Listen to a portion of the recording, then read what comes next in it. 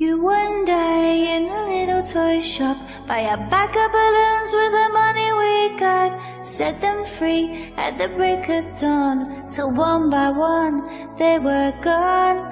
Back at base, bugs in the software flash the message, something's out there, floating in the summer sky. 99 red balloons go by.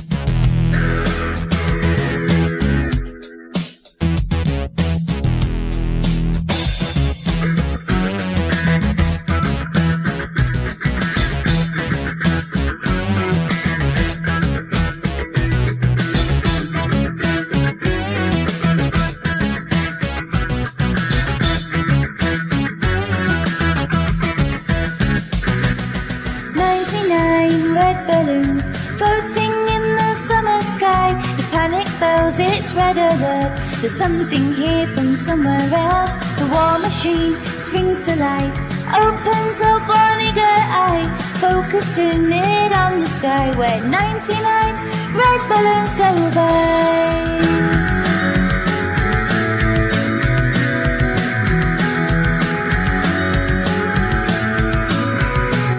99 Decision Street, where 99 ministers meet to worry, super scurry, call the troops out in a hurry. This is what we've waited for, this is it boys, this is war. The president is on the line as 99 red balloons go by.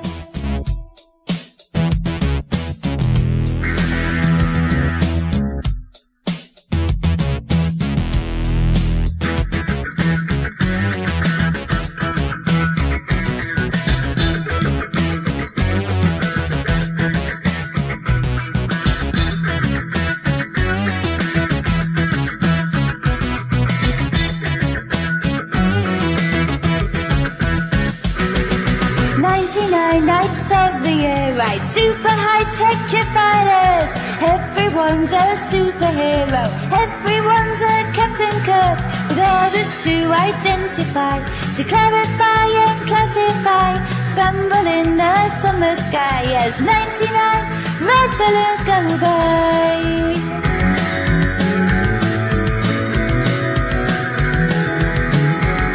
As 99 red balloons go by.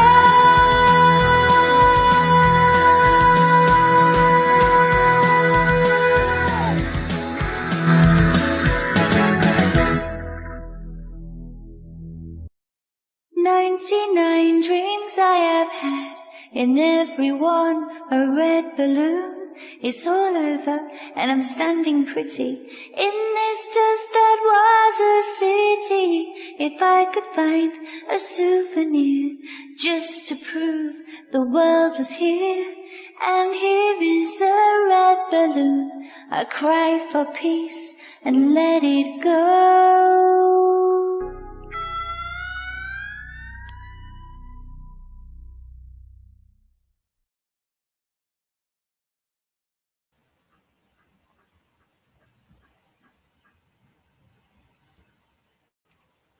If only there were 100 of us left alive. Never would we, under any condition, be brought up under anyone's idea of some new world order. Isn't truth nor honor, but for freedom. For that one thing alone which no honest person would give up save with life itself. Must stand for. But if you hear my voice this afternoon, make no mistake, you are the resistance, and our time is definitely coming. Alex, Gwen, how are you this rather humid Sunday afternoon on the islands of Scotland? How are you guys on? Alex, how are you? Yeah, not too bad. quite warm and humid down here as well, but not too bad. Yeah, likewise, not too bad. Very busy week. Only just got back in time to do this show, but here we are. So,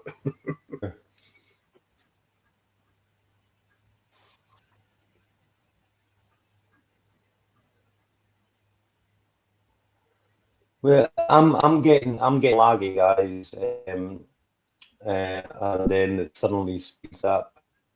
It's not paranoid.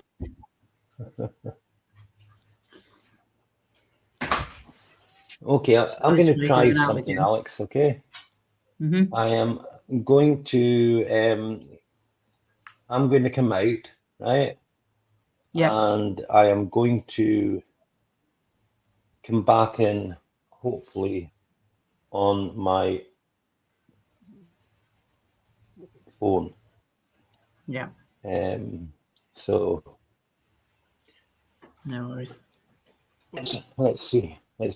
So you guys keep us entertained, and I'll be back in 1 minute. Yeah. No worries.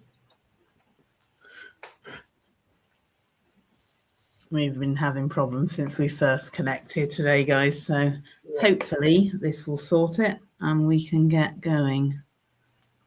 Yeah. Because they mucked with us on Wednesday quite well. Or they mucked about with Ian quite well on Wednesday. So hopefully we'll be able to get it sorted and get on. Sorry, Glenn, I didn't mean to interrupt you there. No, I was just going to say I hope our audience doesn't expect entertainment, i.e. me or you bursting into song, nor putting on some kind of puppet show or something. Or we are, I suppose, we're in the business of exposing the puppet show, but well, that's true, yeah. Performing in it, or trying not to. So hopefully Ian will be back with us shortly, and steer the boat into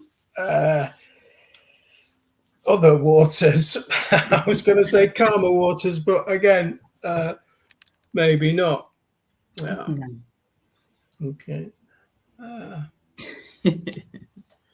Yeah, we will hopefully see what. I think maybe the problem might be on Ian's end, because when Ian was speaking, he was lagging and then suddenly speeding up.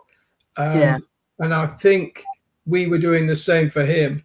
So it might be an atmospherics or some other kind of dodgy interference that's going on his end. Yeah. Perhaps they've found him again. Perhaps the mysterious white vans have tracked him down.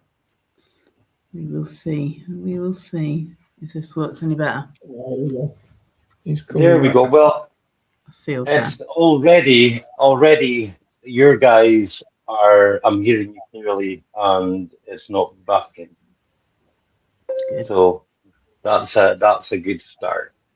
All right. Well, yes, I have a feeling I'll need to do some tech magic on some of my devices, because yes, they clearly don't like what we've got to say. Anyway, let's get on with the show. And it is, to be honest, it's a complete shit show at the moment.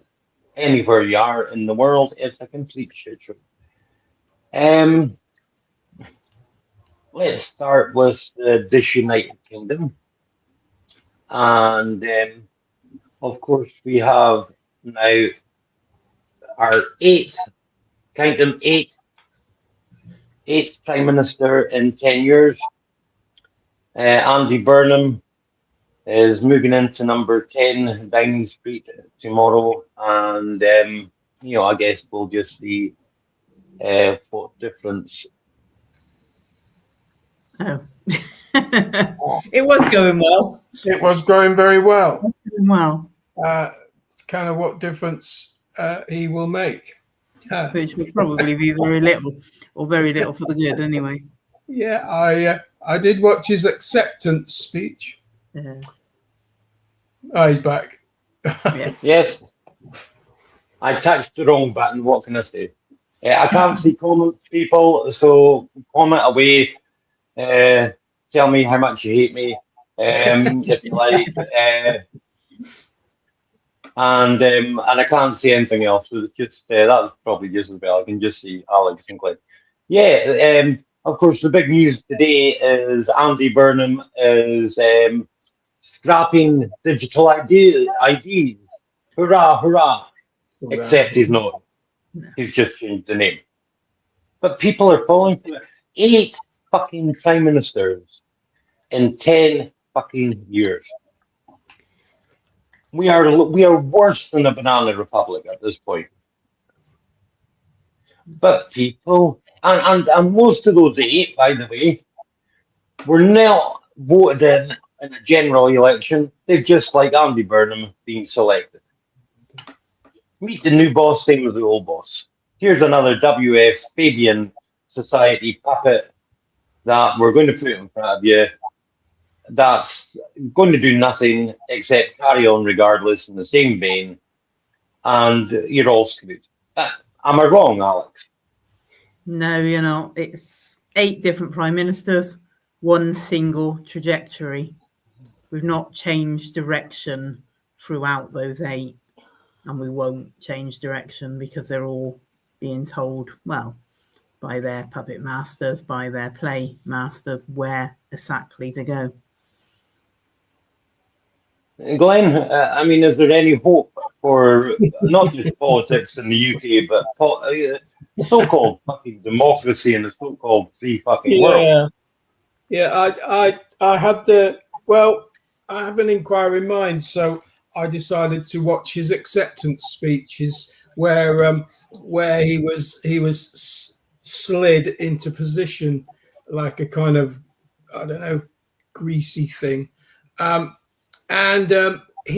He went on to thank several people, but most of all, he went on to thank Neil Kinnock, the man he said who made him who he was.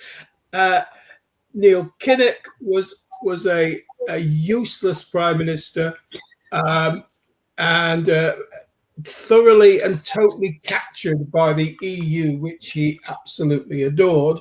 So if they are the standards by which he was taught, then no doubt we will continue the slide towards reunification with the sinking ship that is the EU. So no, I don't see any hope for that. I don't see any hope for European politics in general, which is led by a cast of characters who couldn't put, even if every single one of them put their majority on the table, it still wouldn't add up to a working majority. So that's where we are currently. And you're right with the assessment, meet the new boss, same as the old. I don't expect that much to change. And they're completely lost in their own delusion. I mean, Keir Starmer, not once, but twice, once in Parliament and then once in his big leaving interview, says he's leaving the country in a better situation than he found it. Really, Keir? Really? Because I ain't seen it, brother. Same. At least in his farewell tour, he managed to get to Ukraine for those Red Boys on his medal that Zelensky gave him. Zelensky also made up, out of whole cloth, made up a whole new award. The Freedom of Europe Award or something like that, just so you could get Ursula to Kiev for a night frumpy pumpy, because apparently they're out together. I don't know. That's just a rumor. Who would, honestly?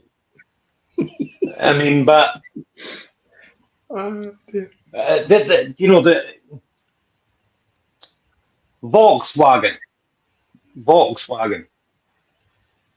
company set up, well, because Hitler wanted it set up to make cheap, reliable transport for officers and troops. And just like the Willis Jeeps in America, and just like the old Landies that the British Armed Forces use, bulletproof things. Now, Volkswagen have just announced they're laying off 100,000 people worldwide. Volkswagen's going down the tubes, but that got me thinking. And I don't know if either of you remember this advert. It was one of those iconic adverts. I think it was late 80s, thereabouts, when Volkswagen managed to persuade the Western world that its crap was good crap. It was before Vosbrum Duick Technic and all that, but it's like there was this advert. And it was a guy, and he was coming out of a casino in the early morning, and he's kind of throws his jacket over his shoulder, and the sign, in the background says, "This is the man who married a sex kitten just as she turned into a cat. This is the man who placed all his money on red, and it came in black. This is the man with the worst luck in the fucking world, basically." And then he walks up to his very boxy, because they were very boxy, Volkswagen Golf, and he gets into it, closes the door, and it says, "This is the man who drives a Volkswagen Golf." Hurrah!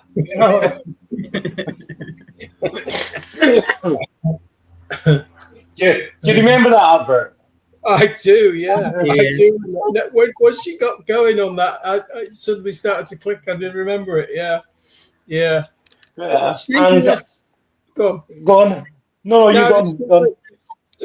Strange enough, Volkswagens and Mercedes are the only two kind of cars on the road that you still see that are rusty, that go rusty. Years ago, all cars went rusty. After 10 years, a car was just a complete rust bucket, and you spent your entire time bodging it up with filler and bloody fiberglass matting and all that lot. But since then, technology has moved on, except for Volkswagen and Mercedes that seem to go rusty just the same. Not quite as bad, but they're still rusty. So anyway, go on. I have this working theory, right? I happen to think Volkswagen drivers are the worst fucking drivers on the road by a country mile. Right? Yeah. They're absolutely the worst drivers on the road. Now, the thing is that ever since that advert in the Beastie Boys, remember the Beastie Boys used to wear the Volkswagen sign under, on a chain, and then that led to spades of robberies of Volkswagen signs. Yeah. But ever since people were conned into believing that Volkswagen was a better car than it actually is, they've been paying through the nose for a name, and then discovering it's not a good car. And I think it's their anger that makes them such bad drivers. Anyway, laying that aside, the Western world is just like that guy from the Volkswagen commercial. This is the country that has fucking deindustrialized itself because we hate the Russians. This is the country that has absolutely shot in its own bovril because we hate the Iranians. This is a country that is going downhill faster than a fucking shite on a fucking hot slide. But this is a country that has Vladimir Zelensky.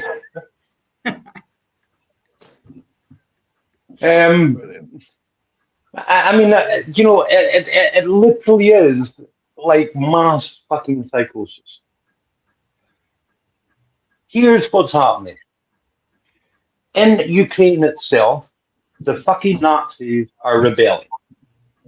Because at this point, as far as I'm concerned, every Ukrainian is just a fucking dirty Nazi. So the Nazis are rebelling because the press gangs have finally reached the streets of Kiev and Lvov. And so there's mass protests on the streets.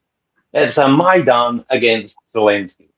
He's having to fucking give his speeches behind thick bulletproof glass. He is in a battle with Stursky, the head of the armed forces, and it's all about money and mirrors. They are losing heavily on the battlefields everywhere, and I mean everywhere. Russia has turned up the heat several notches. The port of Odessa is now completely blockaded. And all these Euro Nazis can now do is send drones with Chinese parts manufactured in the UK, Holland, Britain, fucking Germany, wherever, with Starlink and US guidance, can send them sometimes one or two get through. And what do they target? Well, they targeted Wildberry. What's Wildberry, asked me? Wildberry is Russia's equivalent of Amazon. It was a huge fucking civilian warehouse. And they killed civilian workers. Russia responded overnight with the biggest missile and drone barrage that has been seen in the war thus far. Something in the region of 50 missiles of all sorts struck Kiev last night, and the center of Kiev. Something like 100 various other munitions, bombs, drones, etc. struck Kiev. We're getting very close to the point where Russia is going to firebomb Kiev the way America firebombed Tokyo, the way Britain firebombed fucking Dresden in World War II. Russians are now saying, yes, Kiev's important to us, yes, Kiev's historic, but burn the fucker to the ground and we'll rebuild it just like we did when we kicked the fucking Nazis out. So things are starting to heat up. And you can, and oh, by the way, the last two fortress cities, people are talking about them falling within months. Well, now they're falling within fucking weeks, even days. The momentum is completely with the Russian armed forces. And the persistent rumors are that General Surovikin, General Armageddon, has been brought back from Africa. Why? Not to replace Gerasimov, no, but specifically to lead the assault on Odessa and Novorossiya. Glenn, and the vacations of these European fucking leaders to Kiev, they're over, because Russia's no longer guaranteeing that Ursula or Keir Starmer or Andy Burnham or any of these fuckwits are going to be safe traveling from Poland into Kiev. Absolutely not. They probably suffer the same fate as Lindsey Graham in a drone factory, perhaps. I think even though the music's playing, nobody's dancing anymore, and it's come home to roost on Kiev, which throughout this conflict has kind of maintained itself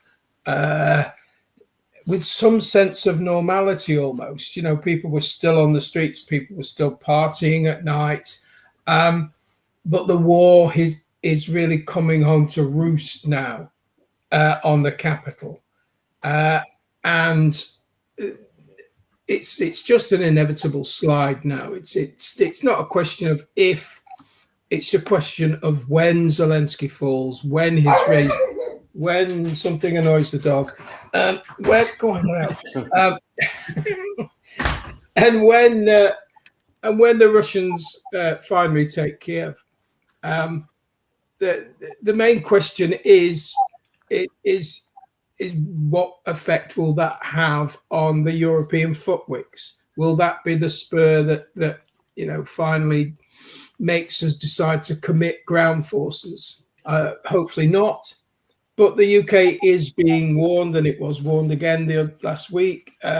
You better make sure you've got him plenty of food. You better make sure you've got him plenty of water. You better make sure, just in case, because, without actually telling you we're going to go to war with Russia, we're fucking going to war with Russia. So, yeah, I think that's where we are at the minute. Well,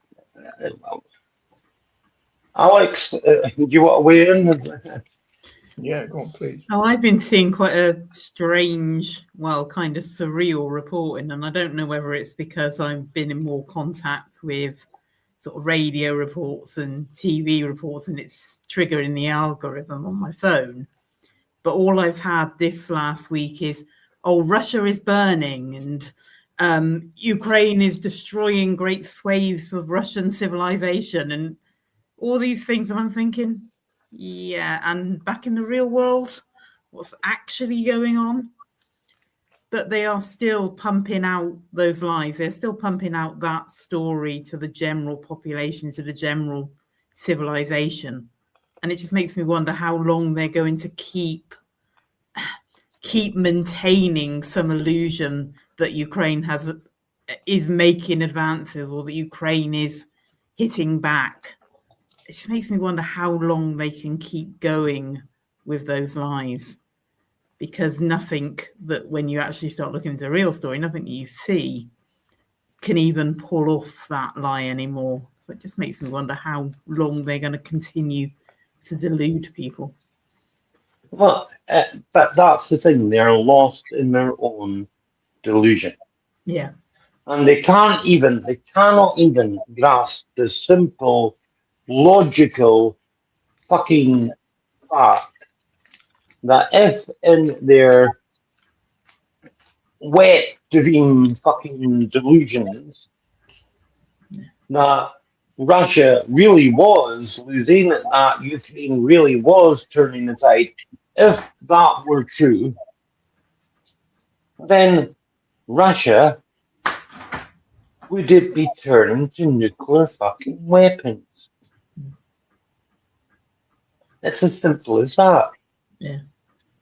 And the fact that they haven't already is just a testament to the patience of Vladimir Putin. Yeah.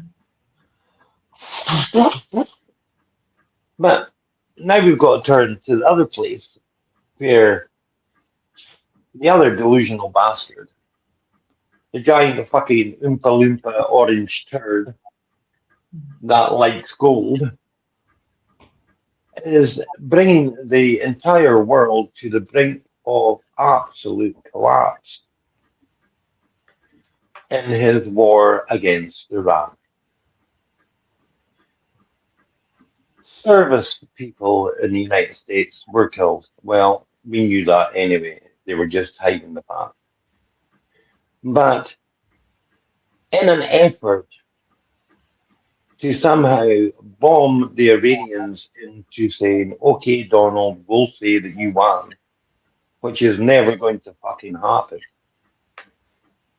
The Americans are desperately using up what little long-range munitions they have to blow up shit like, I don't know, schools and bridges and railway stations. And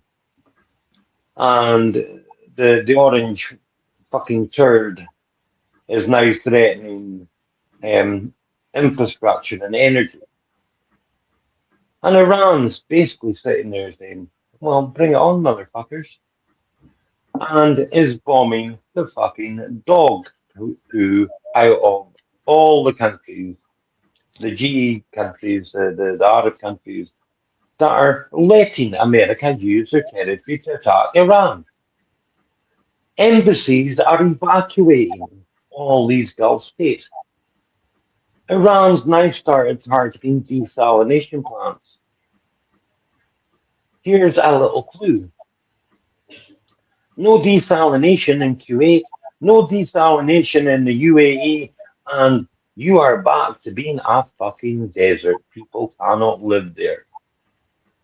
If you're in Dubai, get to that airport before Iran kicks the dog crap out of that.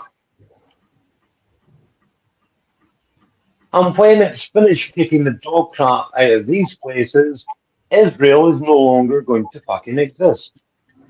I think Hezbollah, well, we've got a regional war now. This is no longer just a contained conflict between the US and Iran.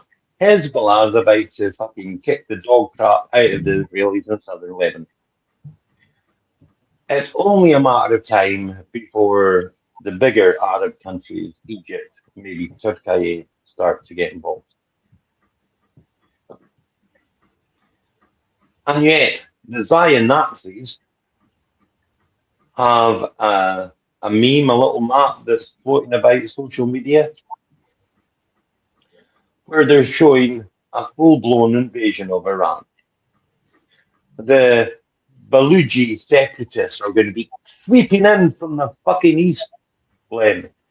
The Kurds are going to be sweeping down from fucking Iraq, supported by the Israeli Air Force. And then the mighty US are going to be coming over from Saudi and Oman. Except it's all fucking delusional. The Kurds are getting the dog crap pounded out of them daily now by Iran. The Baluchis couldn't put a I was going to say a battalion. They couldn't put a fucking a platoon into the field with or without weapons. But the targets that are being struck in Iran all do speak of a prelude to a ground operation. And I think the giant Oompa Loompa, even though he got his ass handed to him when he tried to do that stage landing in Isfahan where they claimed it was the rescue pilots, it's a load of shite. I think these fucking lunatics are either going to attempt to take Keshim or Karg Islands. One of the two. Keshim, because Keshim's got an airfield. And so if they could seize the airfield, then they can resupply. Yeah. Karg, because of all those islands, Karg's the only one that's got a fresh water, what do you call it? Well, spring. And if you're going to be putting troops into the field in the sort of heat we have right now in the Middle East, you're going to need water. You're going to need a lot of fucking water. The thing is, if they try it, the US losses are going to be in the hundreds, probably thousands. Iran may even let them get onto Karg Island or Keshim and then just start bombing the dog turd out of them. They won't be able to be resupplied. And at that point, the great orange fucking turd in the White House, I think, is literally thinking about nukes. Nuking places like Pickaxe Mountain, where they say Iran now has its nuclear program. Because the Americans have already bombed Iran's own indigenous nuclear power plant that it was trying to build. Don't tell me that fucking orange turd wouldn't use nukes. Don't tell me Benjamin fucking Netanyahu wouldn't use nukes. Do you get where I'm going with this, Alex? Unfortunately, yeah.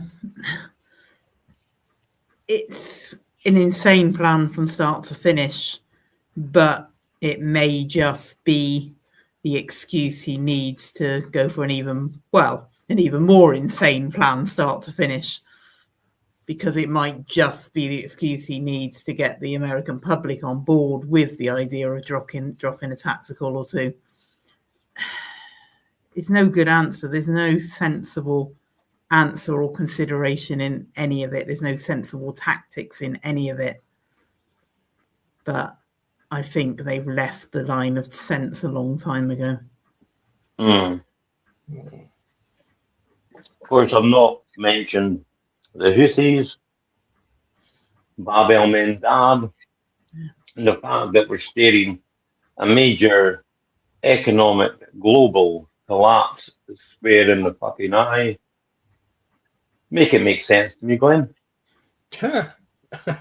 Well, a ground invasion of Iran certainly doesn't make sense. It makes it feel like there are no lessons of history that have ever been learned. Because if you look at, I don't know, let's say the German invasion, Operation Barbarossa, or if you look at, again, the German Africa Corps, their campaigns, the one thing that unites them both is logistics. The logistics were against both campaigns because of the distances involved.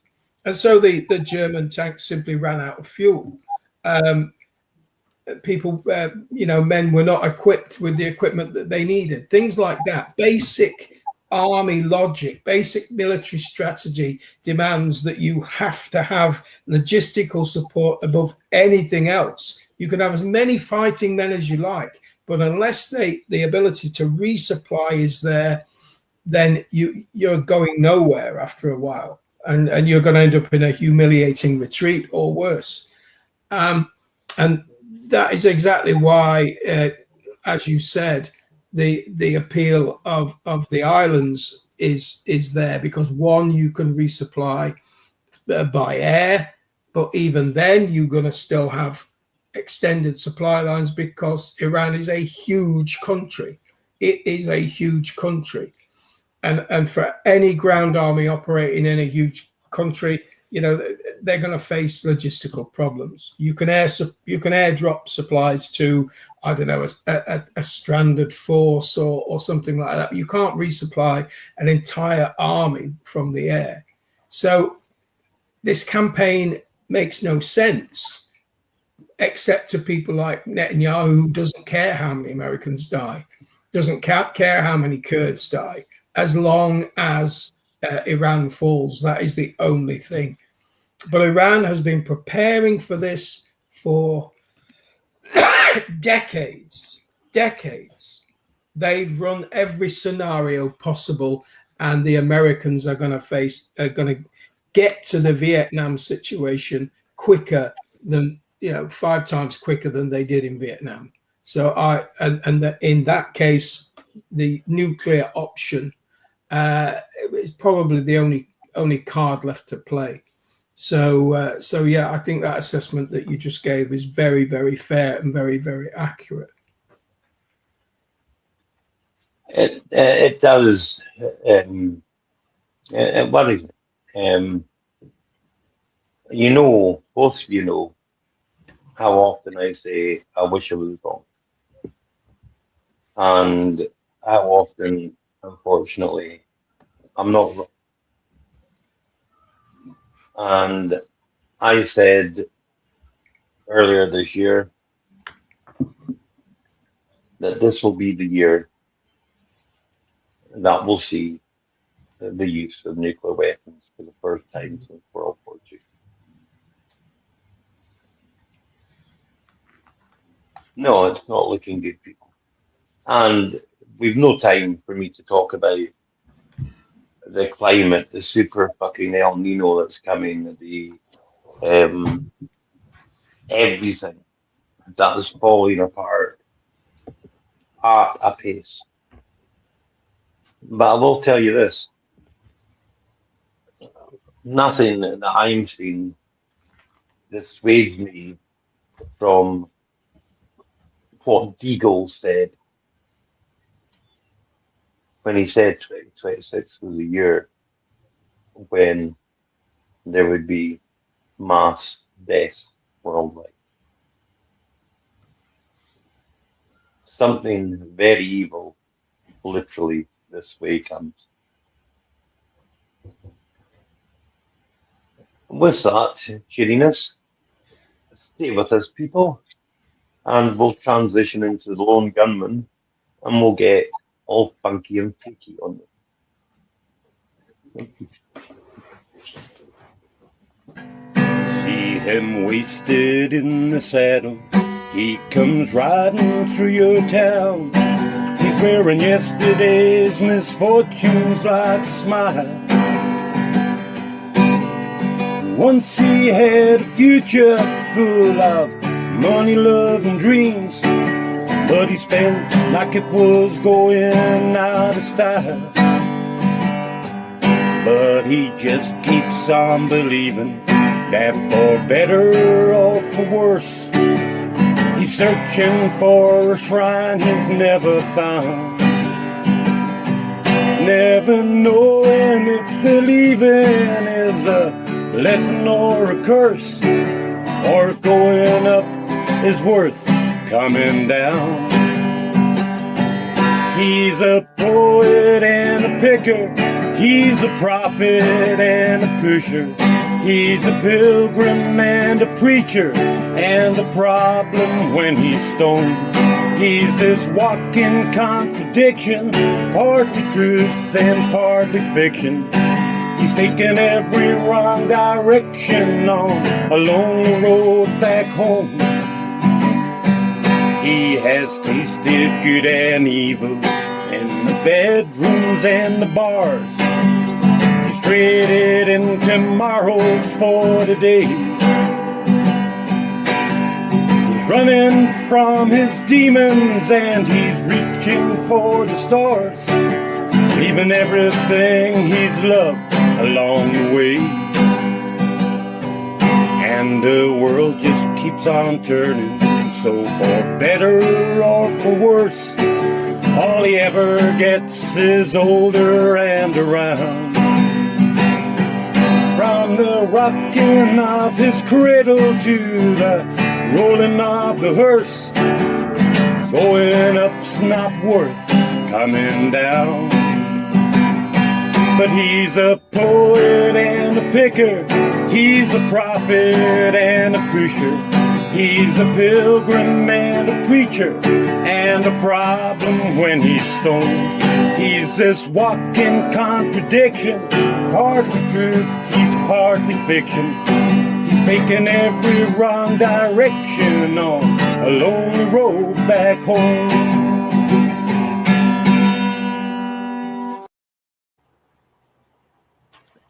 Welcome, pilgrims. We know that you are truly exhausted. I know I am. Of traversing a world that has gone entirely and utterly fucking insane. The internet is a morass of misinformation, disinformation, AI, fakes, and frauds. Shysters, shoosters, snake oil salesmen, and please put a penny in the old man's hat, Galloway, so I can live a fucking champagne socialist lifestyle. Buy me a coffee, be my patron, give me your hard-earned dosh, even though you don't have any left. And yet, somehow, some way, you find your way here this afternoon. So, do have a seat by the campfire. Pour yourself an adult beverage, because trust me, as this Octopus series goes on, you're going to need it more and fucking more.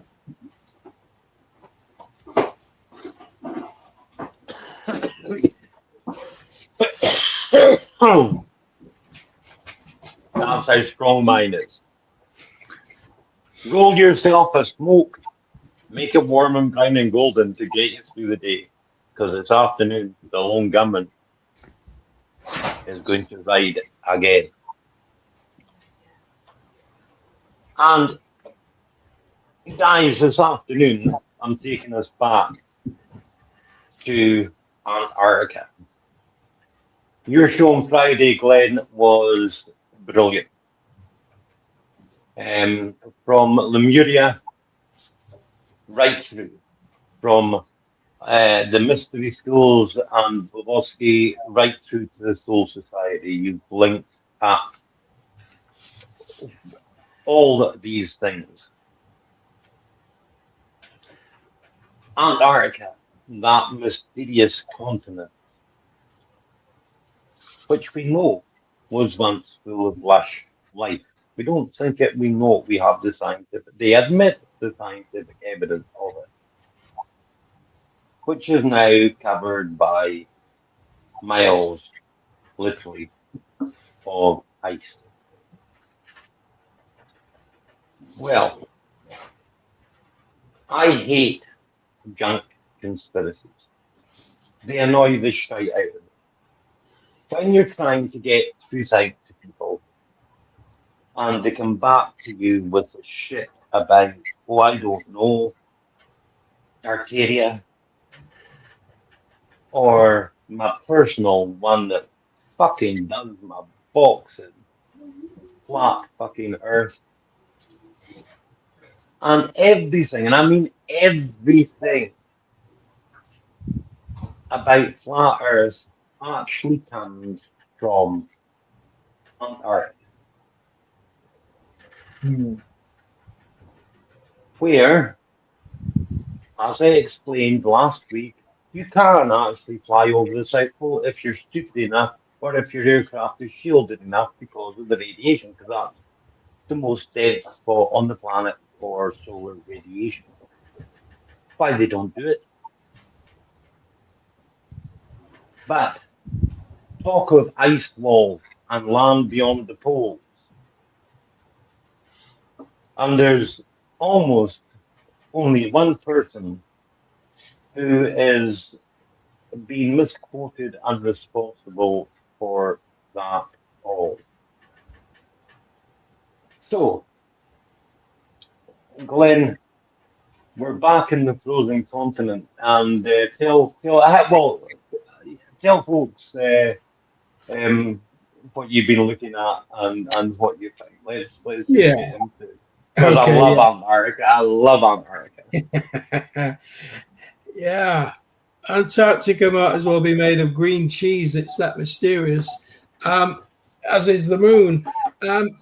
So again, as Ian just alluded to there, for this week's show, I've once again been looking into Admiral Richard Byrd, and we'll just have a look at Admiral Richard Byrd in his later years here at slide 1. If we've got it ready, Alex. Oh, you're an angel. Thank you. There he is. But this time, I'm not so much concentrating on his famous 1946 to 47 expedition, which we all know was called Operation High Jump, and which we have covered in detail on previous shows.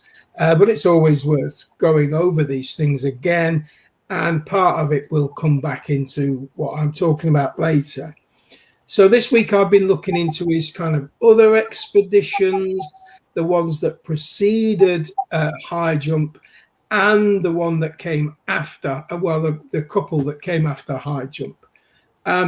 Because Byrd has been exploring the Arctic and Antarctica long before that ill-fated expedition, and all the sort of bizarre goings-on that that seemed to surround it.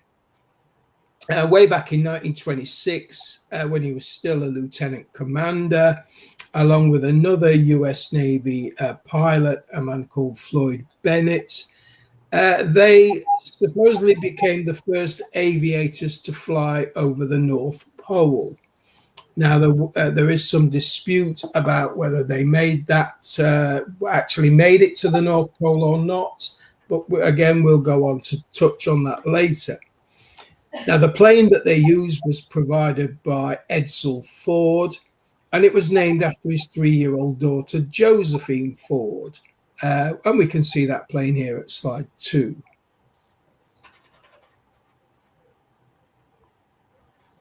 There it is, Josephine Ford. Bird's expeditions and surveys were always sponsored by such people as Edsel Ford.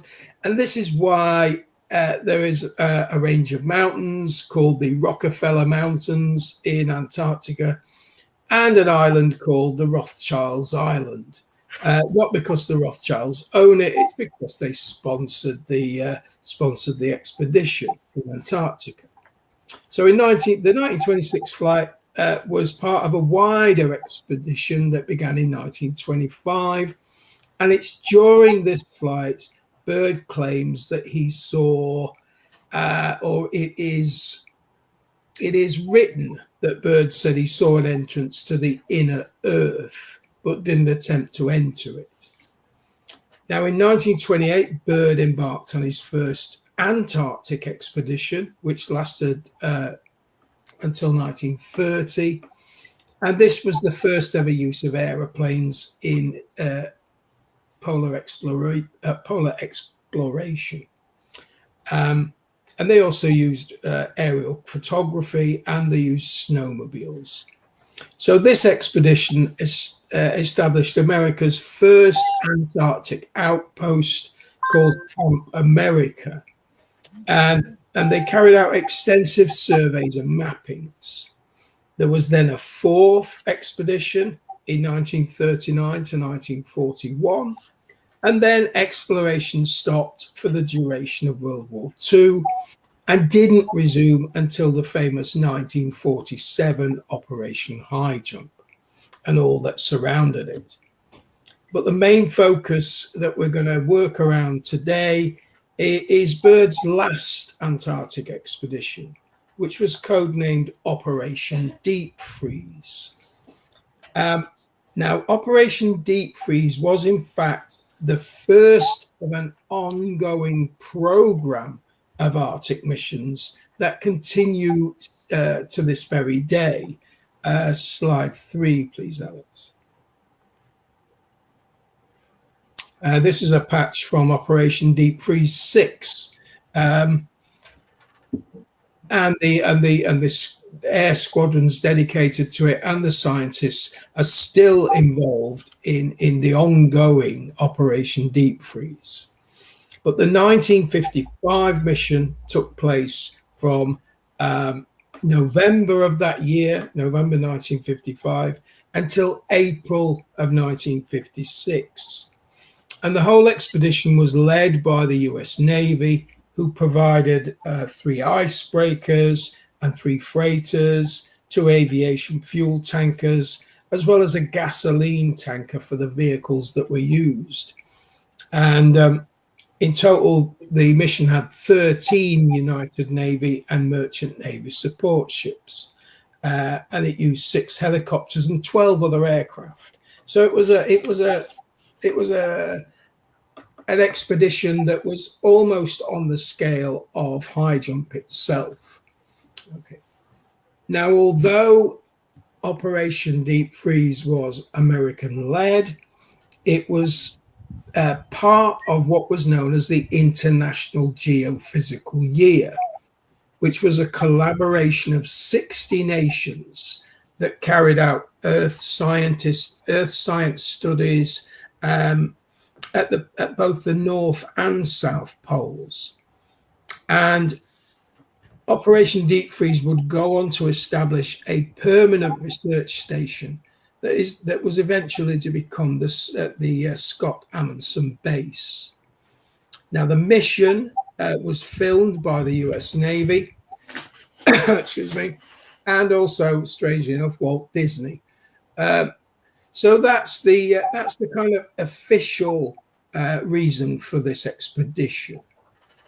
But bearing in mind that this expedition was conducted in the post-war environment of the Cold War, And bearing in mind the sudden end to Operation High Jump, which the official explanation was that the weather drove them out after 6 weeks, and bearing in mind Byrd's reports that say allegedly that they were driven out of Antarctica by a mysterious flying craft possessing maneuverability unknown at the time.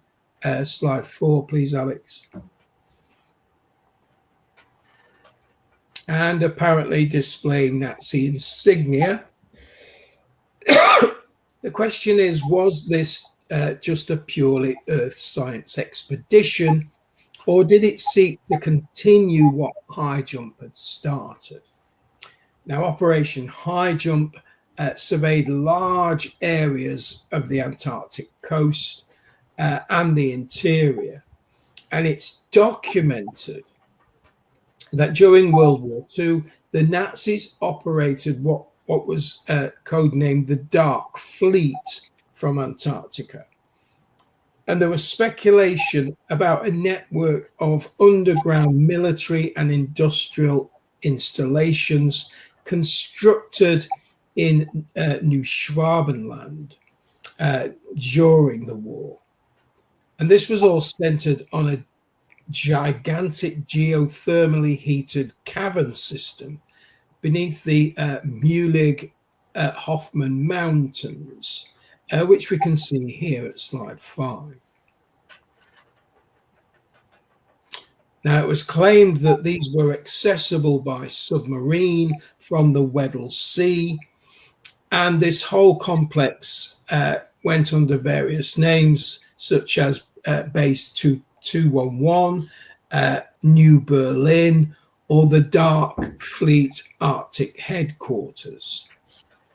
Now, the Dark Fleet is said to have not only been the name for the submarine fleet based in Antarctica, but also the home to Germany's breakaway space program, which was also established during World War II. And it was this fleet, or portions of it, that was said Byrd's expedition encountered, and which forced the termination of that expedition of Operation High Jump. Now, as I mentioned earlier, Operation Deep Freeze was in 1955 and into 1956. And this was at a time the Cold War with Russia was heating up, you might say. And in his 1954 television interview prior to that operation on a TV show called The Longines Chronoscope, Byrd talked about Antarctica's future strategic importance and of it being an untouched source of natural resources, specifically mentioning things like coal and oil. And this was all based on the fact that it was once a tropical continent. So the coal formed during the Carboniferous era in a hot, wet environment. And the fact that Russia, he mentioned the fact that Russia was interested in these resources, as well as many other nations. Now, much is kind of written about this interview, about the fact that Boyd talks exactly strangely, as Ian mentioned, well, not quite so strangely. Byrd talked about the land beyond the pole. But this it's very misleading, because what he was talking about was in the respect of there being much more of Antarctica to explore.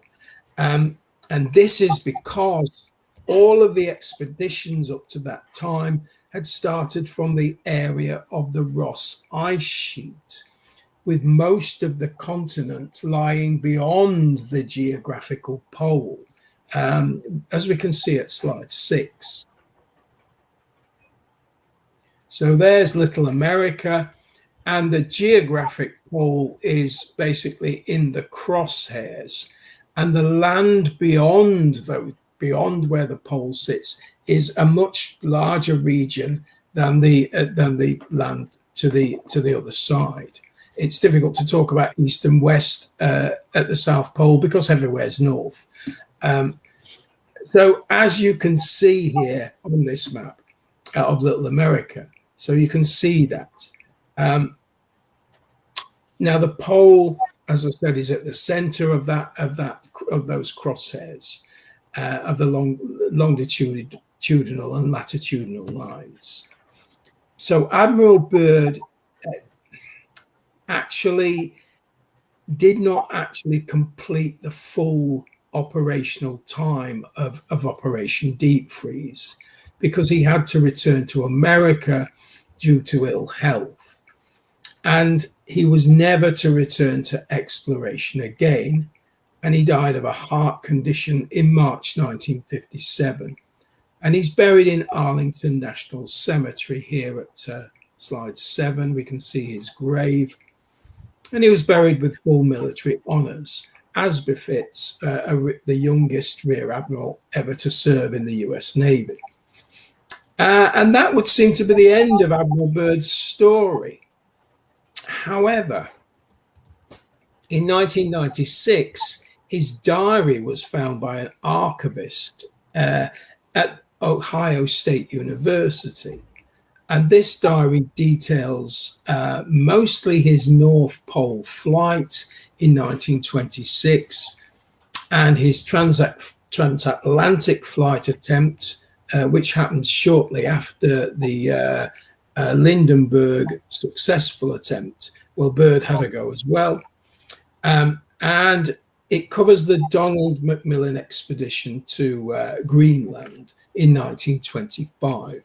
But that diary goes no further than that. So you can say it's a diary of his early exploratory career.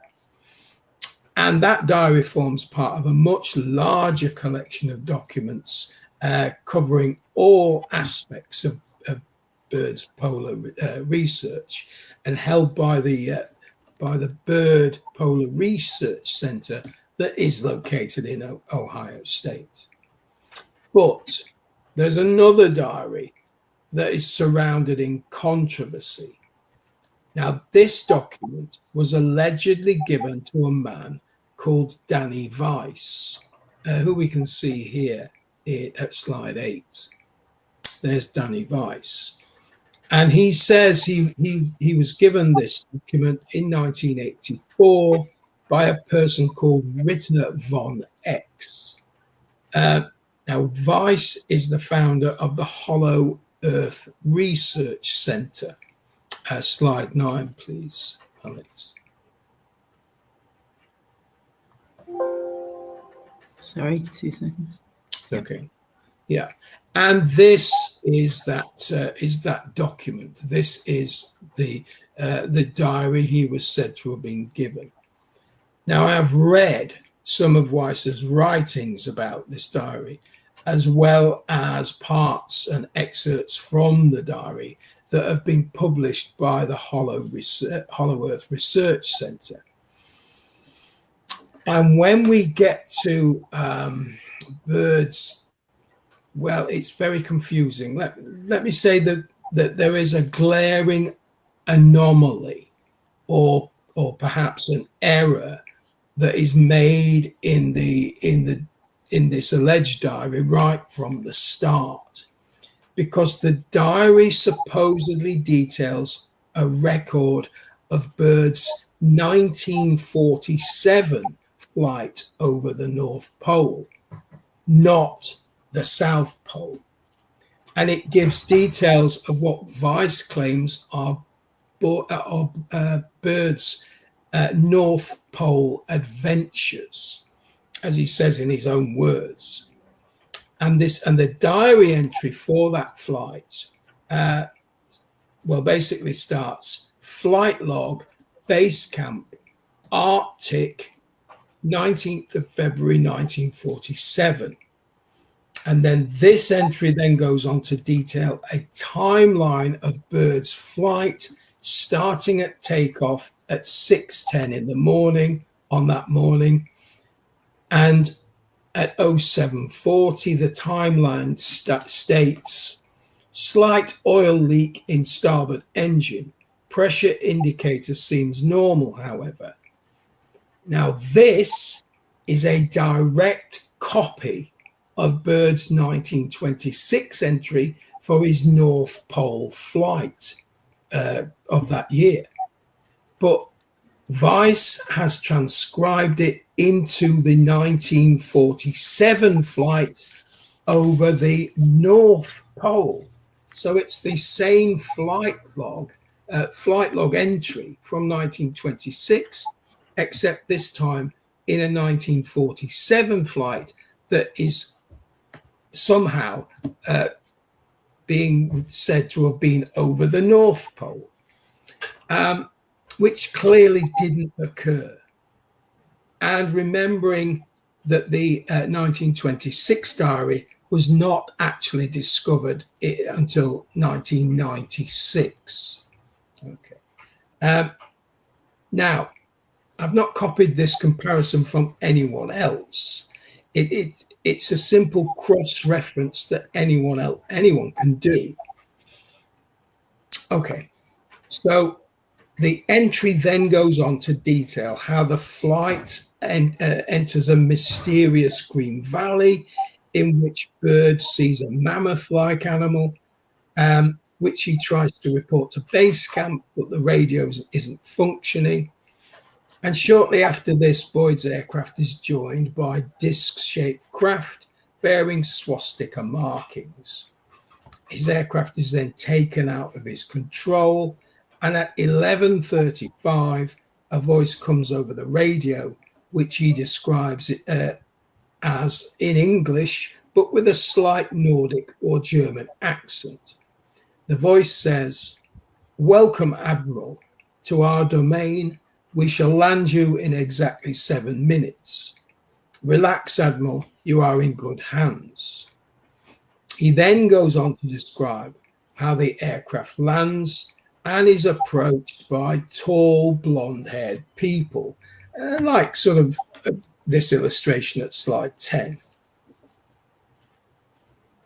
And these tall, blonde people take him into a city of crystal that the diary describes as pulsating with rainbow colors, perhaps a little like this at slide 11. Okay. Now, he and his radio man are then, according to this diary, taken for an audience with the master, who tells Boyd he is in the domain of the Ariani, the inner world of the earth. The master tells Boyd that they are concerned for what the human race is doing, with specific reference to atomic weapons. Now, I'm kind of condensing all of this because the full entry would take up a lot more time, but these are the highlights, basically. And the master tells Bird that since 1945, they've been trying to contact the human race, but their craft, which the master calls Flugelrads, have been fired upon by fighter planes, basically, a little bit like slide 12. Obviously, I can't show you actual sort of World War II era fighters attacking flying discs, but something like this. So the master then tells Bird that he has been chosen to take the message and warnings back to his kind and prevent them from humanity falling into a new dark age. The diary then goes on to describe how on his return, there is a meeting at the Pentagon, which the diary details as happening on March the 11th, 1947, in which he detailed all that the master had told him. and that the president was informed, and that Boyd himself was then ordered to remain absolutely silent, which Boyd apparently did until his death. Now, you may choose to believe this diary is real. You may choose to believe that it is not. But the glaring anomaly is that these events, according to this secret diary, took place at the North Pole, not the South. It's an error that's really so simple that it could only really have been made by someone who had not researched Boyd's expeditions. And so for this reason, I believe that this secret diary is probably fake, unless some other explanation can be offered as to why Boyd talks about the Arctic in 1940. Bird talks about the Arctic in 1947, not the Antarctic. So looking into Admiral Byrd can be a frustrating but yet fascinating task. The many avenues and sometimes blind alleys that you end up and that surround him, especially after his death, can be a quite twisting and winding and complex. And the mystery continues actually with his son, whose story itself is bizarre, as he worshipped his father and eventually became a recluse, and he became a hoarder on a massive scale, and he was eventually found dead in a Boston warehouse, having apparently starved to death. Now it's rumored that the source for the secret diary obtained by this mysterious Richter von X was Byrd's son. They came from Byrd's son's estate, but there is no proof of this. I can't find any cross-reference to that. And as Weiss said, he received the diary in 1984, and Richard E. Byrd, the son, did not die until 1988. This too seems implausible. Now, this is also true of many things that can be found online, especially on places like YouTube, much of which is pure invention and stories. And as I say, trying to get a handle on the truth on these Antarctic mysteries can be very frustrating. But the mysteries of Antarctica, slide 13, please, Alex. Well, obviously, just a view of Antarctica. These mysteries are very many, and they are still ongoing. The mysteries still continue to this day. It's just that sometimes historical stories can become embellished, and in the case of this supposed secret diary, I believe simply made up. Okay, so that was a kind of look at Operation Deep Freeze, which Boyd didn't. Boyd, I've got an obsession with calling Byrd Boyd, which Byrd did not participate in for very long, but which was his last Antarctic expedition. Okay, and I'm hand it over now, and we can whatever you have to say about this. Well, thank you very much, Glenn. That was fantastic. I kind of knew that you would hit most of the highlights. So I was very pleased. You might have seen me put my thumb up from time to time when you were mentioning things. Yes, the World War II. And it's part of the reason why we live in such a dangerous time. World War II is still within living memory. There are still people alive, like my father-in-law, who lived through World War II, who remember World War II. And yet, there is still so much that's cloaked in mystery. The Philadelphia experiments, what was really going on in the Manhattan Project, what was really going on with their Glock, etc., etc. So it's funny, isn't it, how certain characters keep reappearing. And even in your look there at Operation Deep Freeze, well, let's start just cutting into some of these things then. Bird's early explorations were funded by Ford. Ford funded the Nazis. Am I right? Yes, I'm Yes. right. You're right. When it came time for the Nazis to send their expedition to Antarctica, they were advised by, oh, yes, Bird.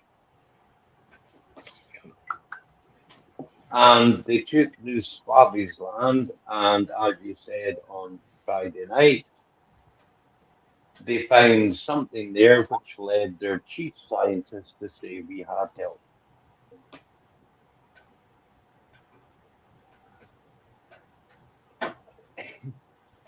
Disney was not only a notorious pedophile, but was a Nazi. He was the early Epstein class. And the Epstein class and the Zion Nazis are all over everything. We can link everything. Deep freeze and the geophysical year. Well, we know that JFK was assassinated on his way to give a world changing speech alongside one of the guys who'd been with Bird on several Antarctica missions, including deep freeze. We know that in 1947, the then Secretary of War, because it was still the War Department in the United States, James Forrestal, was thrown out of Bethesda Medical Hospital on the 40th floor because he'd lost his mind and was ranting about Nazis and aliens. I'm not making any of this stuff up. True. The show, the interview that Bird gave on the Longines program, the Chronoscope. Chronoscope. What's a chronoscope? Isn't that like the supposed chronoscope that the Vatican has? Isn't that like Project Looking Glass? Admiral Byrd's son. The story of his death is as mysterious as the story of the missing scientist.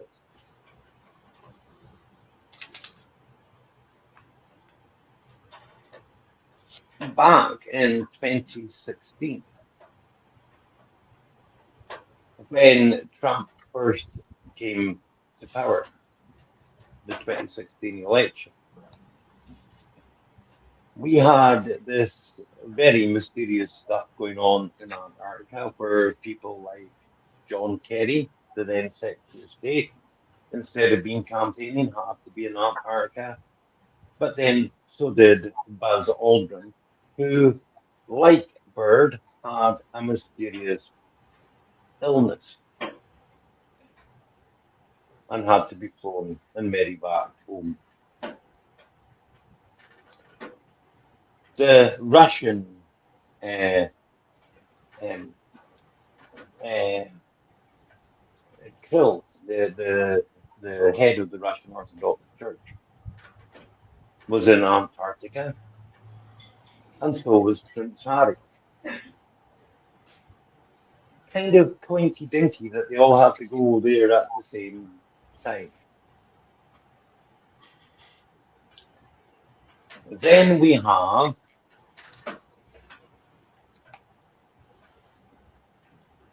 that we have this echo of a legend or a mythology, as you talked about on Friday night, that Blavatsky and these other mystery schools were alluding to, that I've tried to put a framework together of for you guys. When the Anunnaki first came to this planet, we're told they came to search for gold. They found the work incredibly difficult, arduous, and so they created first one race, the Enki, or the Aryan, or the Ariana, who rebelled and threw them off. And when they returned, they created humanity. Now, you told Blavatsky's story of the demise of Lemuria and then the demise of Atlantis. And Atlantis, I have long tried to tell people, was indeed swallowed by water, but this water this time was ice.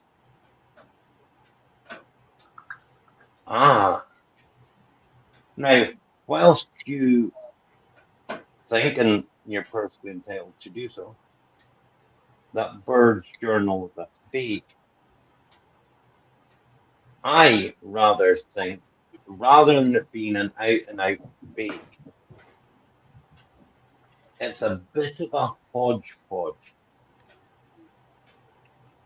that indeed his son was a serving officer in Operation High Jump.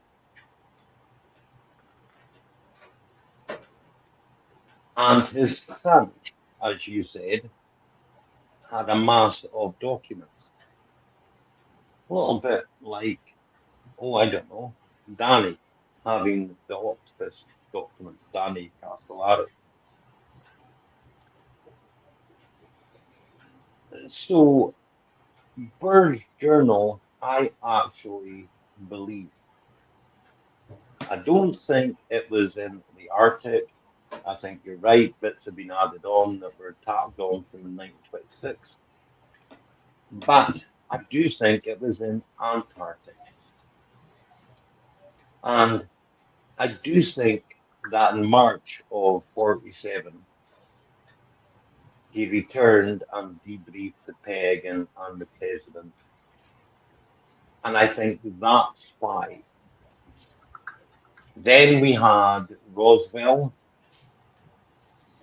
and then we had Operation High Jump that Bird commanded.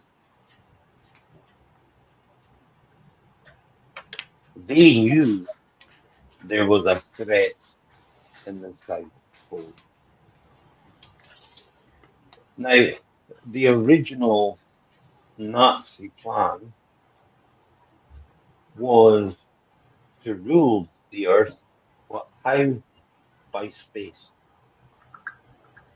That's what Von Braun and all the B2 scientists were up to. That's what the Glock was all about. And then we had Reagan in Star Wars 1, and now we've got Trump and the Golden fucking Dome.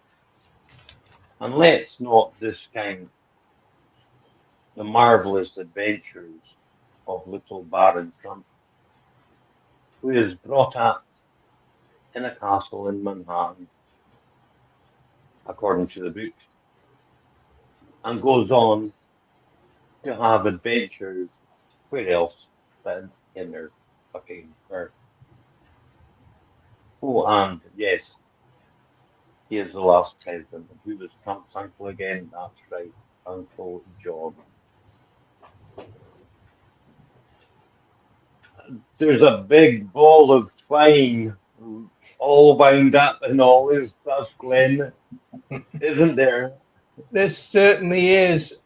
And when you've only, well, I'm going to refer to the song that we start this show with, and the line's partly truth and partly fiction. Mm-hmm.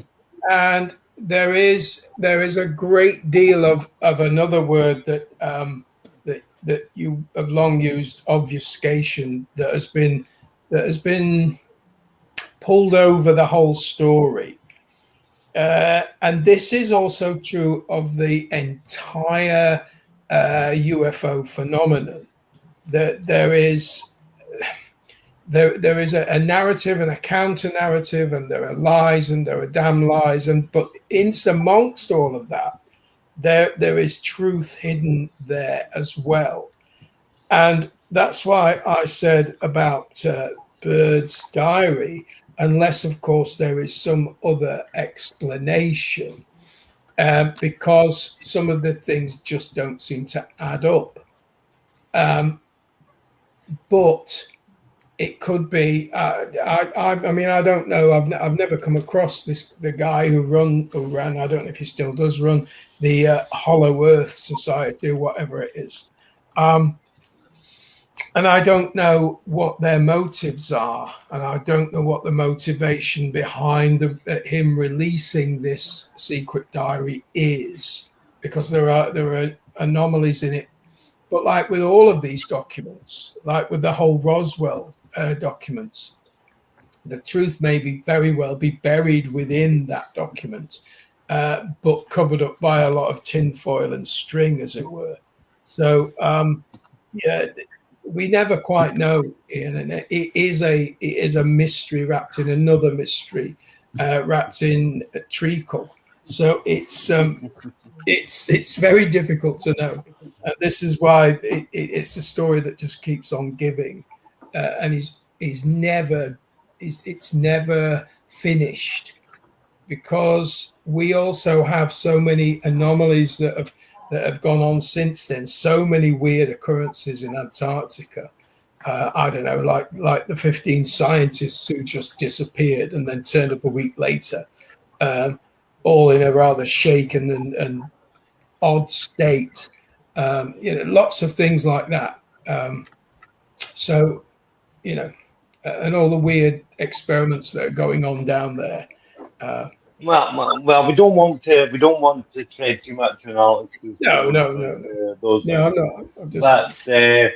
But yes, no, we're in a world of myth and legend. Yeah.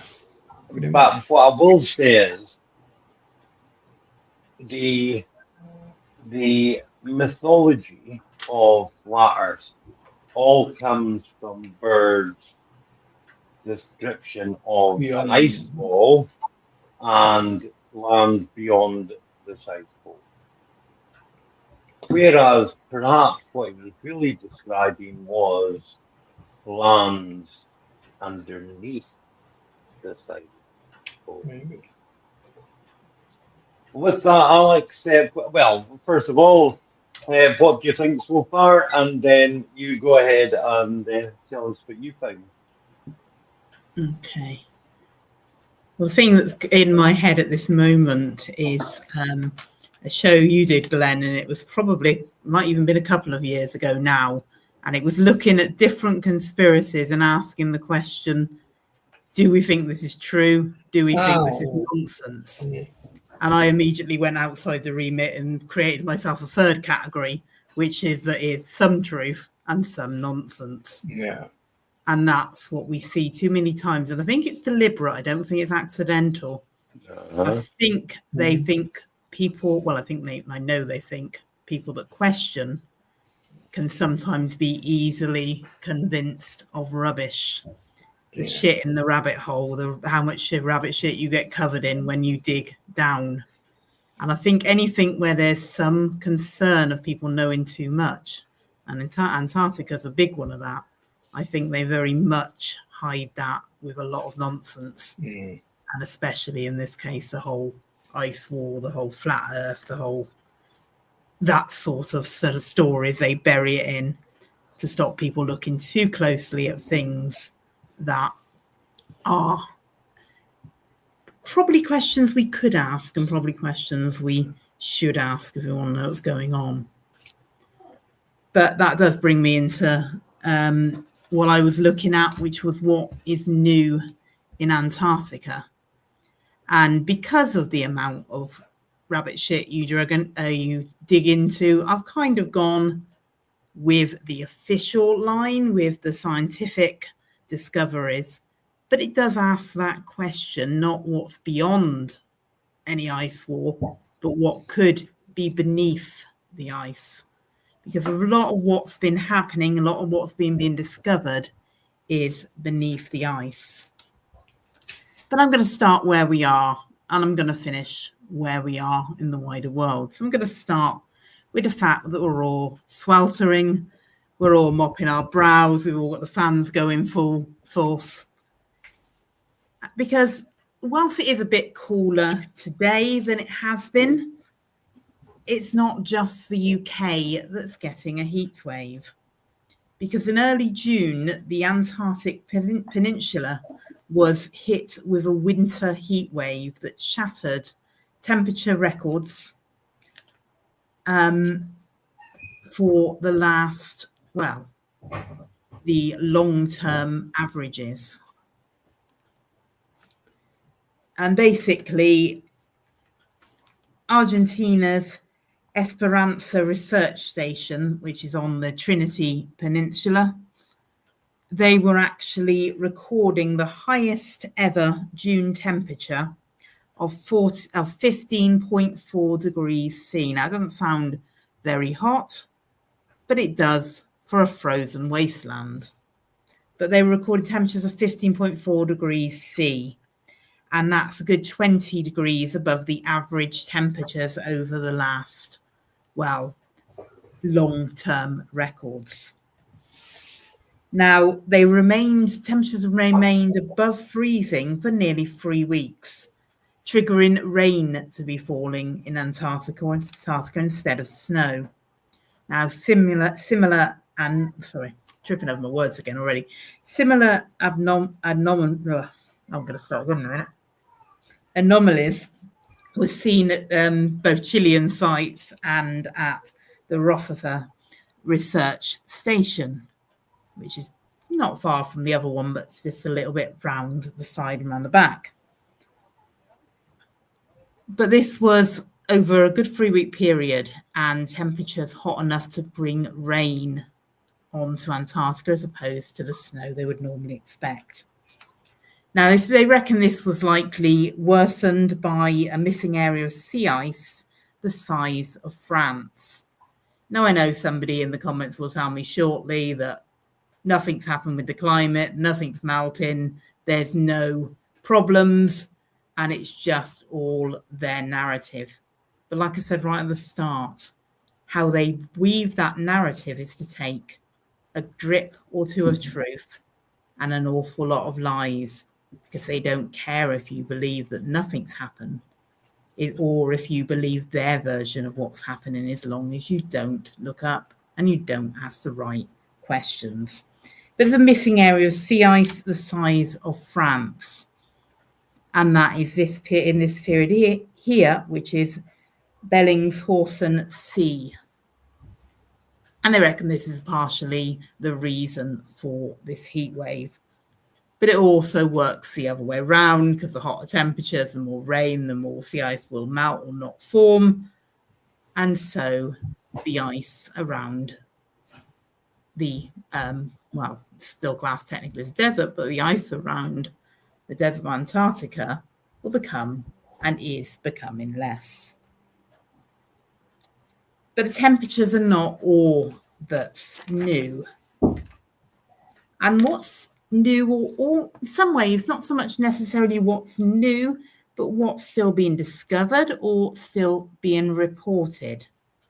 Because I don't think we're always told what they know and what's found, and it will be let out slowly, as we know, and drip fed, as we know. But researchers using satellite data, and this is within the last year, have used a new mapping technology called ice flow perturbation analysis, and they've used this to produce maps of Antarctica and what is under the ice. So when Ian was saying we know what it was before it was frozen, they've now produced the maps to support that. They've now fully emitted that evidence, and they've shown an entire world, large mountain ranges, deep canyons, wide valleys, as well as tens of thousands of previously undiscovered hills and valleys. And they've literally mapped this with the different zones. You've got areas that are a mountain landscape similar to the Alpine mountains. You've got plateaus that are dissected by deep glacier carved valleys. And you've got even areas that would have been flat plains. So you've got, and they've literally mapped the different topography of the region as to what is under the ice. Now, beyond this envisaging of a pre-ice world, this has also led to understanding more of some of the features they've known about for years, and some of the subglacial features that they've known about and they've researched, they now have found are part of an entire massive hidden geological feature beneath the East Antarctic ice field, which is this area. That is actually a giant fan-shaped or a network of fan-shaped basins. So they've now put all the features they knew about into this one network of basins, and they know now from the mapping what this looked like. But beyond that, they found one or two other things that they've been looking into. There's been a question about pink granite rocks, and they have now found that 100-kilometre wide granite body under the ice. Oh, no, I've missed one. We'll go to that one.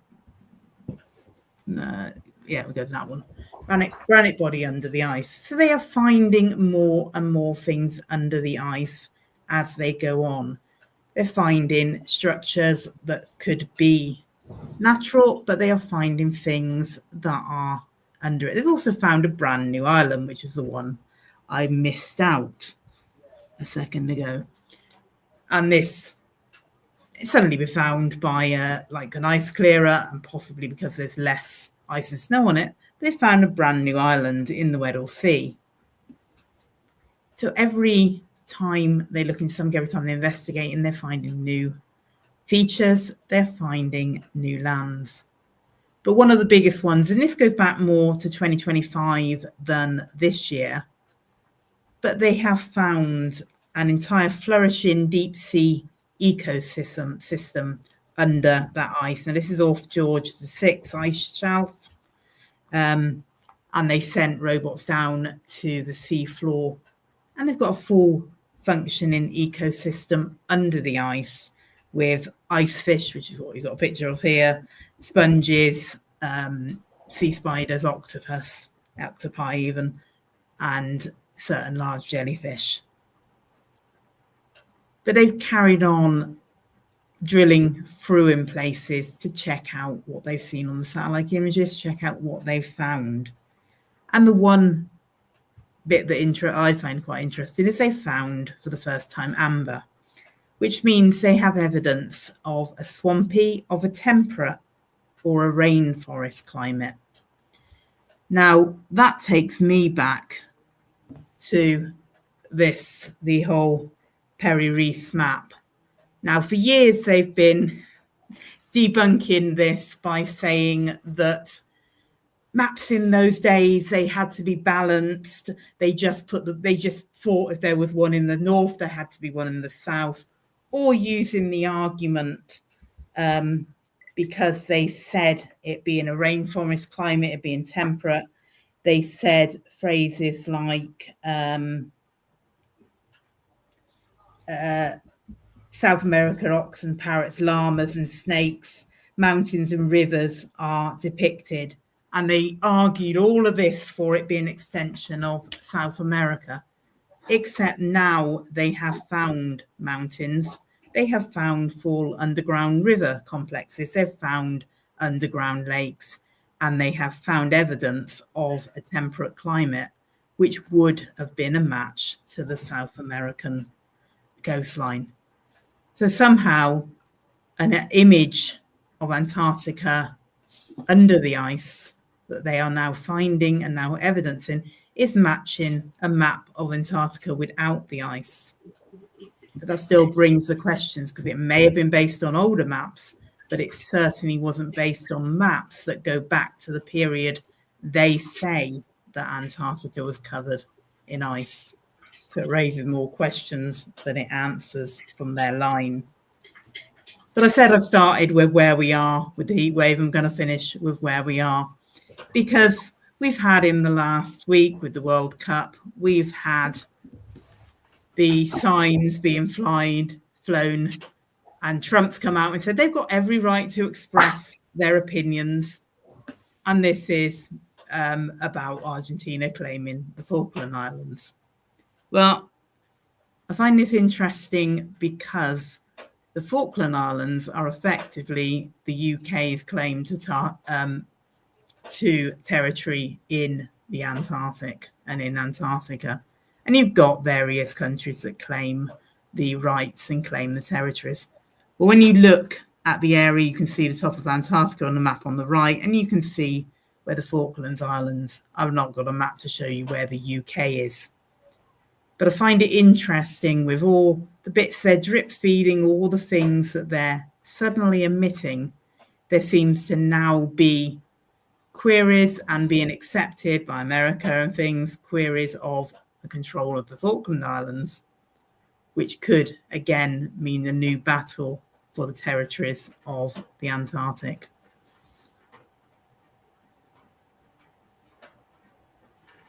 Sorry, my mouse is not working, but that is me finished. Amazing. Absolutely spot on. So, as usual, both of you have delivered a tour de force. Yes, for the climate change skeptics, the fact that Antarctica is now melting like an ice cube ought to worry people.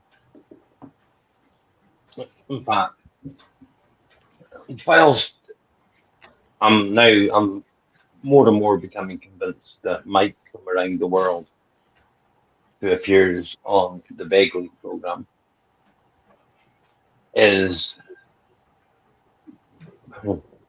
not as connected as he claims, and you write a lot of evangelical crap. Some of his information is correct. And that Ross ice shelf, that bit of ice as big as France that you were talking about, in their underwater surveys, what they have discovered is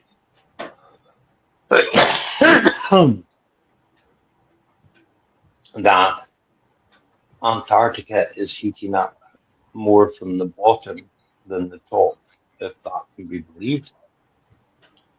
And I'm holding up a pen. The reason I'm holding up a pen, my hand is the Ross ice shelf.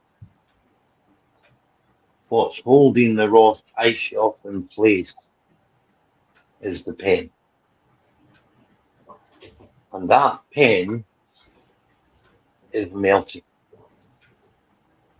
And when that pen melts or fractures as it's about to, there is a France-sized piece of ice going to be floating into the sea. And for people that have claimed that sea rise isn't real, well, maybe you're about to find out. Places like Miami, places like New Orleans are going to be underwater.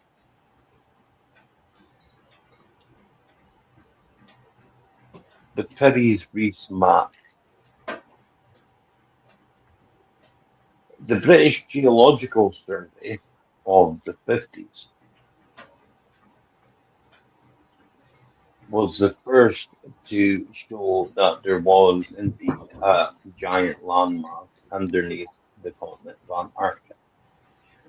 And when that was placed over the Piraeus Reef map, it was almost perfect. Here's something most people don't know about the Piraeus Reef map.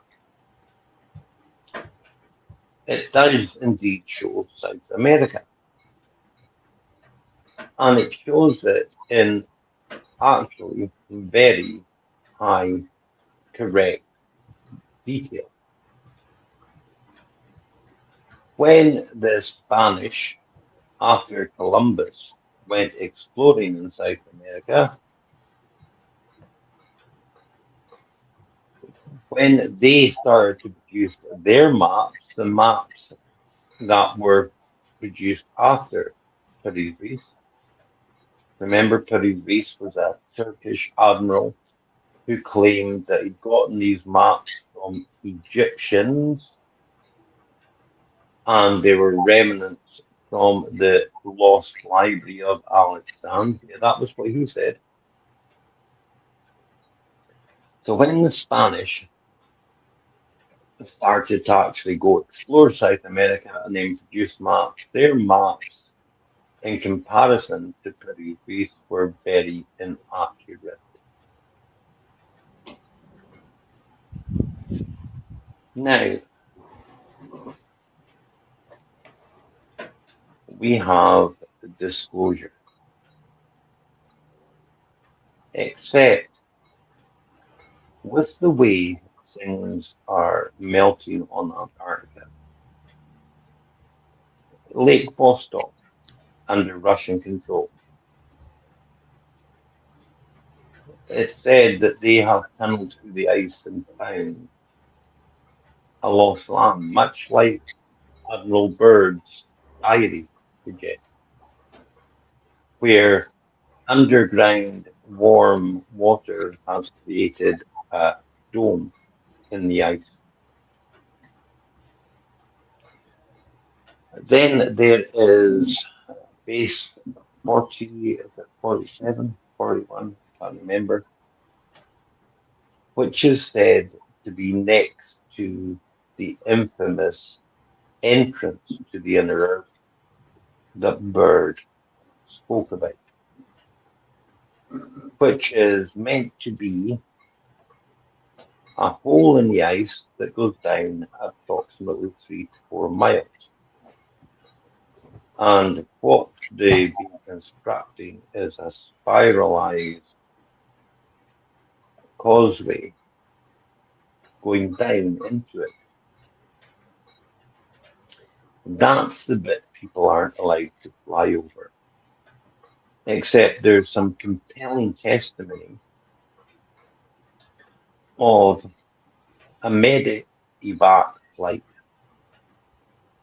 who were taking someone from, I think it was the Admonson base, to Little America for treatment. And by not diverting as their orders were around this area, they knew they could save an hour's flight. And they flew over. And some of the things that they report seeing, again, chimes with some of the things in Byrd's died. Bird's Diary, Glenn, talked about a changing landscape where areas where there shouldn't be green, but there was, and then areas of reds and purples. Well, reds and purples like the granite Alex has just said that they've admitted to finding.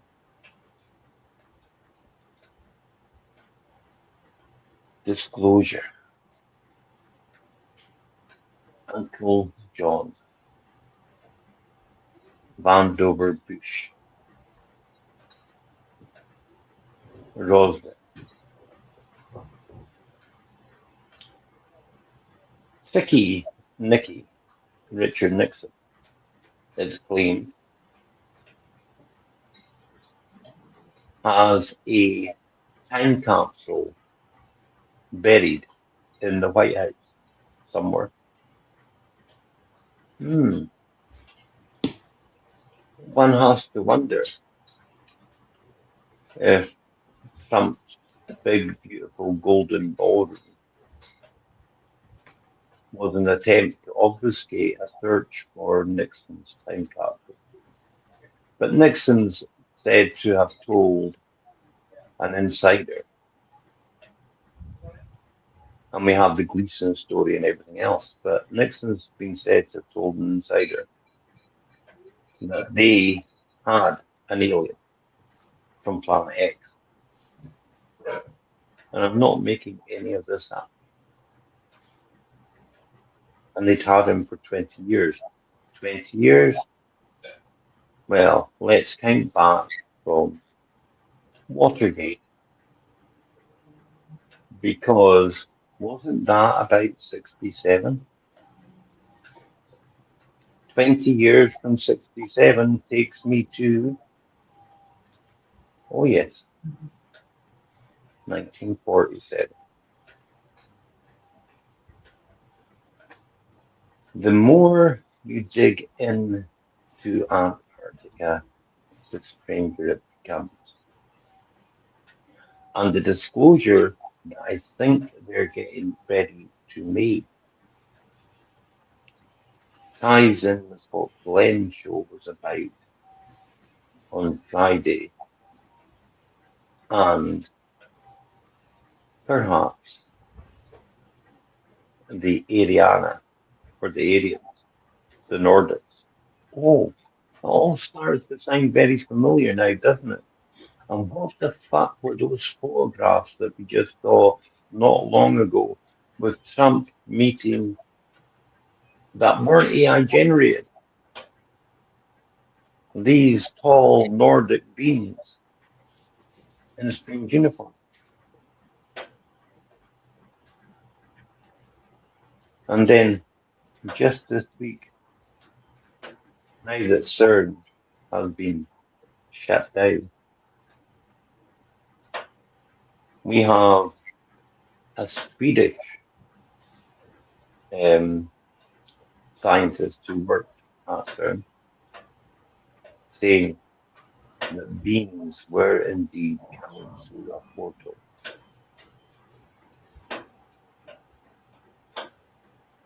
Oh my.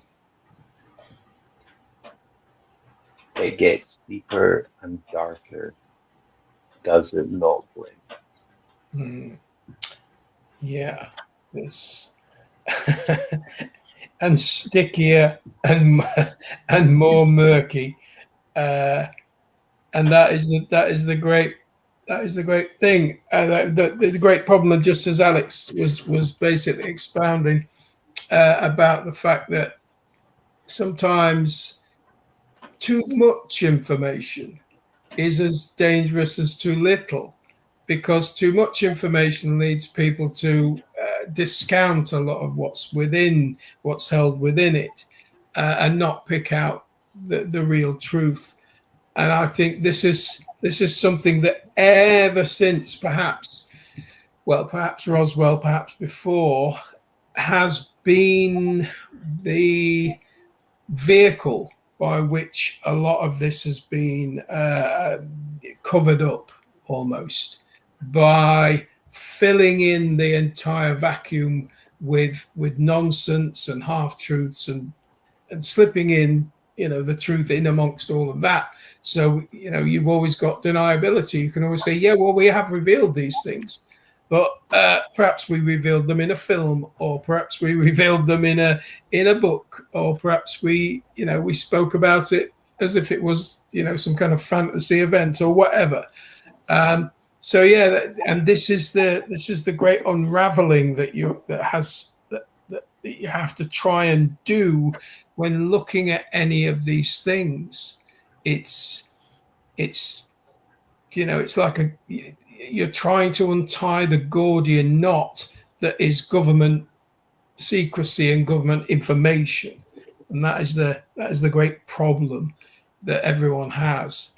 And then there's always the shysters who want to make money out of all of it, the snake oil salesman, as you put it, who want to string you along, and oh well, just subscribe to my channel for whatever, and I'll let you know into this great secret that only I really know. So there's a lot going on. So I can't wrap that up in a single end sentence, but it's no. One of the things which I find fascinating is there is a slight switch that we can perceive where we used to talk about UFOs, and then we started to talk about underwater unknown craft, and now we've got UAP, which covers both. Yeah. And even on Google Maps, people are seeing what they believe to be a massive alien structure off the coast of Los Angeles. Mm. We have the US Navy reportedly tracking something much deeper than any man-made submarine can go, miles wide, moving across the Pacific. And in Alex's presentation, she talked about the fact of this aquaculture deep under Antarctica that they're disclosing. Well, I don't know.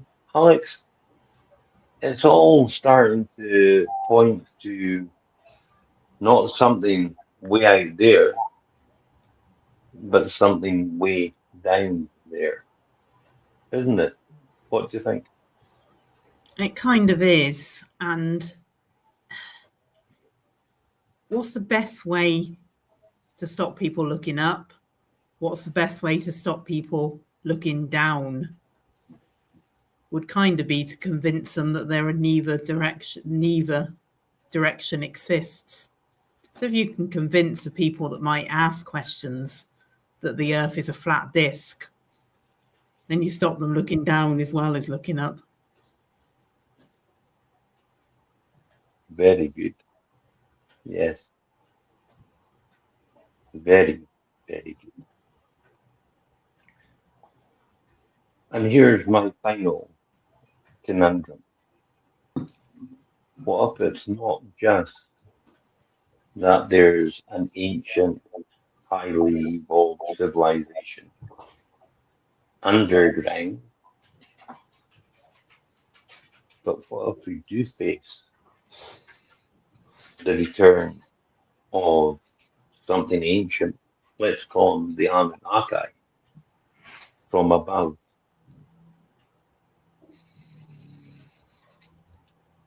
What happens when to civilian populations caught in the middle of a battle between two opposing armies?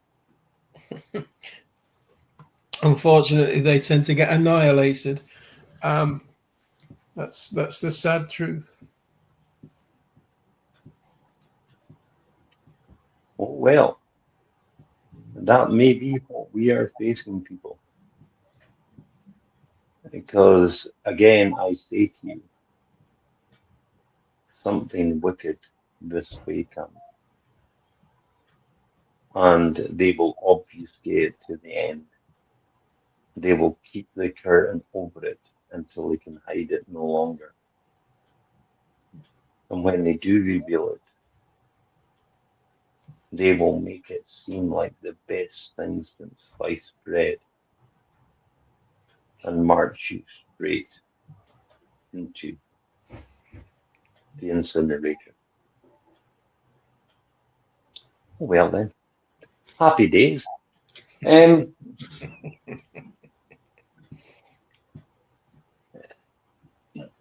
inclined for next week to do one of my randomizers. In other words, pick a topic and have a look at it.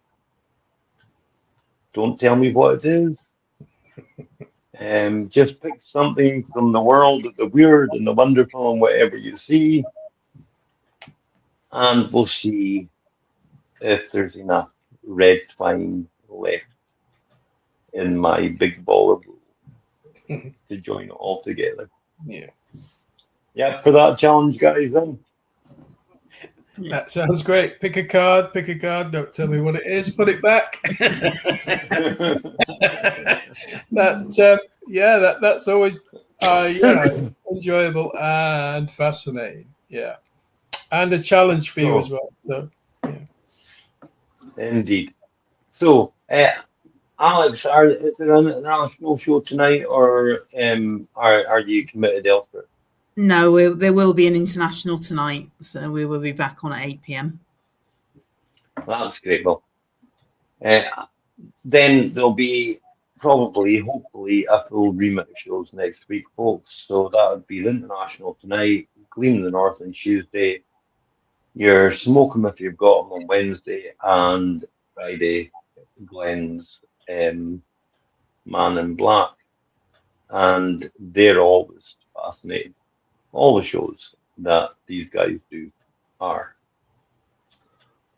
Well then, any last thoughts for the audience? Glenn? No, this has been another one, another little piece in the jigsaw, another, what can I say? Another piece into a theory of almost everything. And showing how again you can connect such disparate things as, I don't know, the ancient past and the Nazis. How you can connect Antarctica to aliens, or how you can connect the Aryan race. The JFK assassination. Oh yeah, any of the above. Pick any of the above.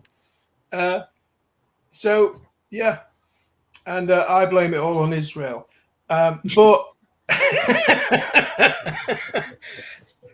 notwithstanding that, another fascinating show which I've thoroughly enjoyed being part of and doing the research for, and look forward to the next one. Great stuff. And the technical stuff, we adapt, we overcome. We do what we have to do. Yeah. So,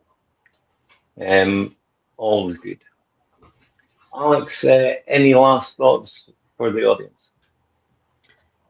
Not really anything major. Just so much going on all the time. Take a break from it when you need to, but keep your heads on a swivel and keep looking in every direction, especially two directions they don't want you looking in. We are on the cusp of heading into a world of shit now, and there's no way of sugarcoating that. What's happening in the Middle East has ramifications which will echo out. The decade of austerity caused by 2008 will look like a baby's toy. It is what it is. So love those you love. Keep your family close. Keep your loved ones close. Enjoy what time we've got. Because there is no guarantees. Anything could happen to any of us at any moment. Any of us could be diagnosed with anything at any moment. That's life. So get out there, enjoy what's left of your Sunday, and do me the greatest, biggest favour now, and fuck you off.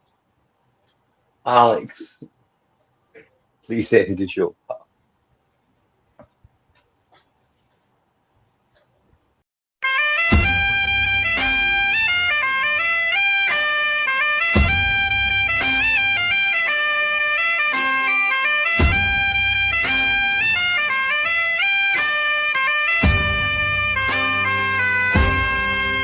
We are the last Jacobites, proud and free, will not be bought nor bend the knee. Like our brothers cry and freedom's flame, we rise as one and stake our claim. Oh, side by side through storm and fight, we stand as one in truth and right. From every shore we answer the call, Clan Jacobite, we rise or fall.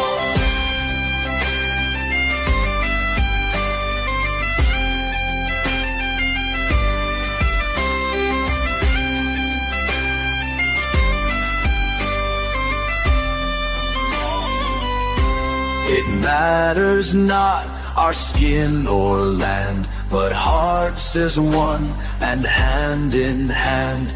The blood we share is brave and bold, in woven dreams and legends old. Oh, side by side through storm and fight, we stand as one in truth and right. From every shore we answer the call, Clan Jacobite, we rise or fall.